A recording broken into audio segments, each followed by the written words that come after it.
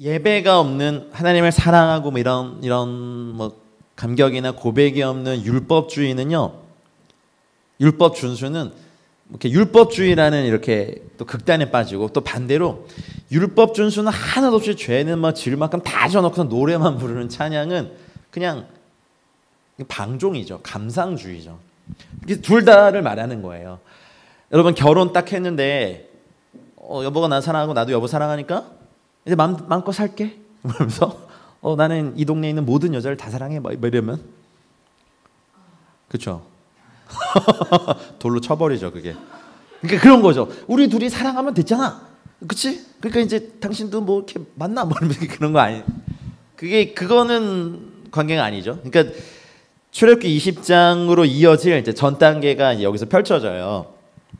이스라엘이 걸어가야 될 율법의 삶에서 왜냐하면 여기 보면 이제 중요한 단어가 하나 나오는데 르이시포트라고 하는 이제 재판하는 거. 재판. 이제 막 출애굽의 그 엄청난 사건들 막 10가지 재앙 막 홍해 건너고 막 바로를 막 수장시켜 버리시고 막 뭐 만나 매출하기 막 뭐 이렇게 아말렉 다 하셨어요. 근데 그 다음에 이제 어떻게 보면 우리로 치면 일상인 거죠. 우리가 막 뭐 이렇게 뭘 하지만 결국 일상을 잘 살아내기 위해서 일어나는 모든 일을 재판하느라고 모세의 일상은 보니까 되게 피곤한 삶이야. 할아버지가 아주 그냥 앉아가지고 아침부터 저녁까지 모세 곁에 이렇게 서서 이렇게 백성이 있는 거예요. 각종 문제 다 가져오고. 그래서 모세의 장인이 이걸 이렇게 보더니만 14절에 보니까 네가 이 백성에게 행하는 이 일이 어찌 됨이냐? 어찌하여 네가 홀로 앉아 있고 백성은 아침부터 저녁까지 네 곁에 서 있느냐? 물으니까 이제 15절에 대답하죠. 이거 같이 읽어볼게요. 자, 시작. 모세가 그의 장인에게 대답하되 백성이 하나님께 물으려고 내게로 옵니다. 여러분 샤파트라고 하는 이 재판이요. 재판. 아까 슈포트, 샤파트. 그 재판이란 단어는 모세의 개념으로 보면 재판관을 통해 하나님께 묻는 것이 재판인 거예요. 그래서 16절에 보면 그들이 일이 있으면 내게로 오나니 내가 그 양쪽을 재판하여 뭘 하냐면 하나님의 율례와 법도를 알게 하나이다 이렇게 된 거죠. 이것이 사실은 재판의 목적이에요. 네, 16절 보여주세요. 여기 보면 양쪽을 재판하여 하나님의 율례와 법도를 알게 하겠다라고 하는 것은 후케이라고 하는 것이 이제 율례고 토로타이브가 이제 그 법도인데요. 이게 이제 토라예요, 토라. 이게 호크라고 하는 어떤 데는 지혜라고 번역되어 있기도 하고 또 선이라고 번역되어 있기도 하는 이것이 양쪽을 재판하여 후케라고 하는 율례와 토라라고 하는 법도를 알게 하는 것이 재판의 목적이었어요. 그러니 우리가 구원의 감격 하나님이 나를 수렁에서 건지시고 막 살리시면 그 다음에 해야 될 것은 하나님의 율례와 법도를 알아 그것대로 사는 것이 저희들에게 필요한 거예요.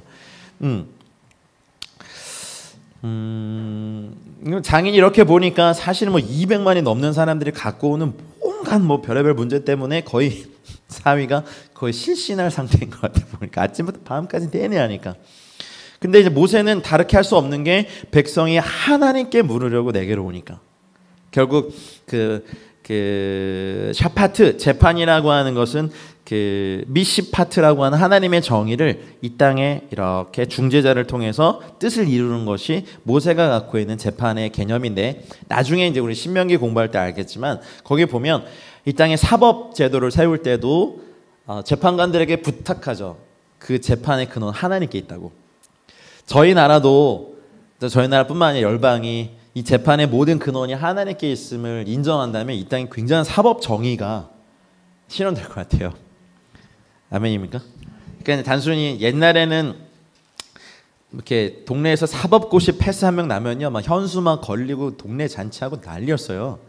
근데 그냥 일신의 출세를 위해서 판사가 되는 게 아니라 하나님의 뜻을 이루려고 판사가 되도록 우리 다음 세대들에게 많이 도전해 주시기 바랍니다.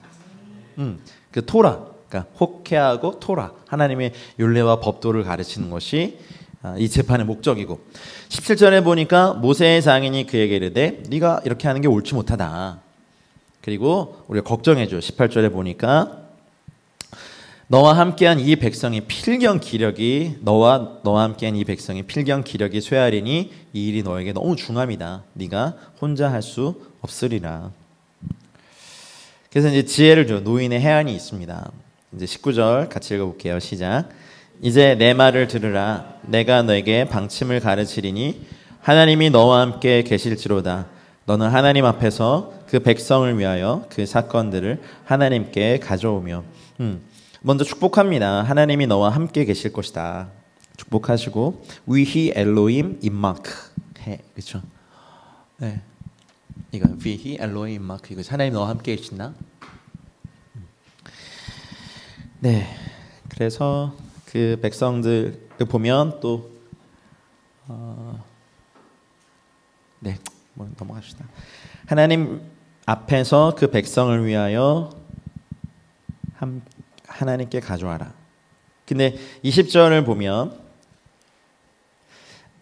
요거 설명할게요. 19절에 보면 지금 이제 목회의 개념으로 좀 보면 성도들의 많은 일들을 담임 목사는 이제 목회적 기도를 드려야 됩니다. 우리가 하나님이 아닌 이상 우리가 해결해 줄 수 없고 이 문제들을 하나님 앞에 기도로 계속 올려드려야 됩니다. 환우들을 위해서 또 재정이 어려운 분들을 위해서 진리를 찾고 있는 자녀들을 위해서 방황하는 우리 자녀들을 위해서 나를 위해서 계속해서 하나님 앞에 갖고 와야 되는 것이 첫 번째 임무.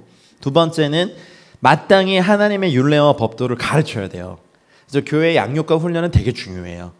물론 이제 그 지도자가 막 카리스마 있고 막 그냥 거의 사도급의 영성이어가지고 그냥 막 브레이크로 되면 좋겠지만 아주 드물고 대부분은 이것은 하나님께 올려드리고 한 사람 한 사람이 각자의 삶에서 하나님의 법도의 기준을 가지고 살아갈 수 있도록 마땅히 가르쳐야 돼요. 마땅히 갈 길과 할 일을 그들에게 보이는 거. 근데 이게 쉽던가요? 자녀들에게 가르쳐 보시면 안 쉽죠. 나도 안 쉬운데 애들 넣어가지고. 근데 해야 돼요. 그렇죠? 그래서 여기도 20절 보여줄래요? 여기 또 나왔죠. 토라.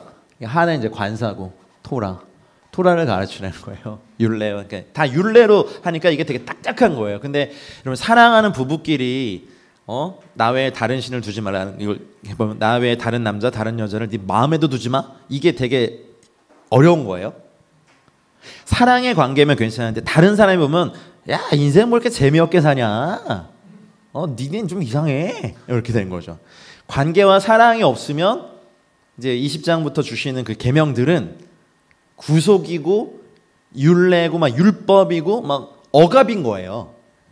근데 사랑하는 관계로 보면 부부가 아니 마음속에라도 아니 눈길이라도 그냥 보지 마. 이렇게 됐을 때 그놈 보지 마. 이게 맞죠.